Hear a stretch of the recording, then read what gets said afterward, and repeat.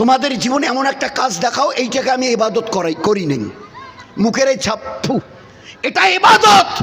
যদি নবীর সুন্নত তরিকায় এই ছাপ ফেলা শিখতে, প্রত্যেকবারের ছাপ ফেলার বিনিময়ে নামাজ পড়ার মতো, কোরআন পড়ার মতো, রোজা রাখার মতো আমি আল্লাহ ইবাদতের সওয়াব দিতাম। আচ্ছা, ওই জীবন তোমাদের কাছে? কি করে তোমরা এই কথা বলো, আল্লাহ তোমার ওই মদত কই? বলাটা বড় কথা নয়, শোনাটা বড় কথা নয়, জীবনটাকে ওই আমালের ইবাদতের ডাইস যেটাকে বলে, ওই যেমন ইট ভাটার ইট তৈরি হয় একটা কাঠের বাক্স, তো ইবাদতের যে ডাইসটা, ওতে আমরা নিজেদেরকে কতটা ফেলে দিয়েছি একবার নিজেকে জিজ্ঞাসা করি। ফাদখুলি ফি ইবাদি, ফাদখুলি ফি ইবাদি ওয়াদখুলি জান্নাতি।